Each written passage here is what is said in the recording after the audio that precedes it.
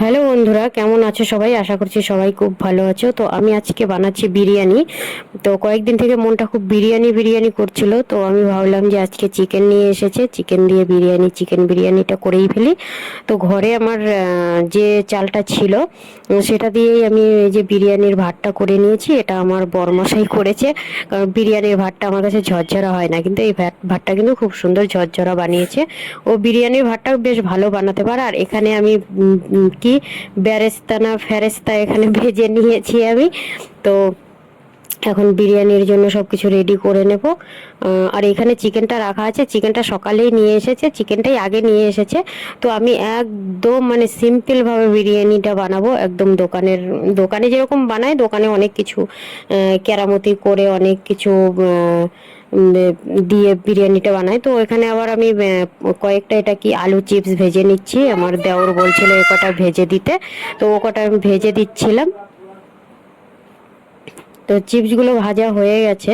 চিপসগুলো মানে রান্না যখন করছি তখনই বলছে চিপসগুলো ভেজে দাও, তো চিপসগুলো ভেজে দিলাম। তো এখানে ভাতটা দিয়ে আমার বর কি করছিল, ওটা ডেকোরেশন না কি বলে জানি না, ঘন্টার মাথা।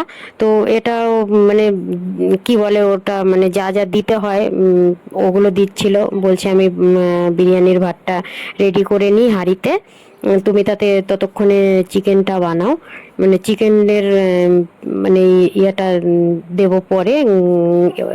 এমনি গ্রেভি দিয়ে বানানো হয়, তবে আজকে বলছে গ্রেভি দেবে না, চিকেনের যে তেলটা হয় সেটা দেবে। চিকেন মানে বানানোর সময় যে একটা তেল বের হয়, বলছে যে সেই তেলটা দেবে বিরিয়ানিতে। আমি সেই তেলটা দিয়েই কিন্তু বিরিয়ানিটা করেছিলাম। আর এখানে বরমশাই আমাকে আজকে অনেক হেল্প করছিল, এখানে ও সালাদ কেটে ফেলেছে।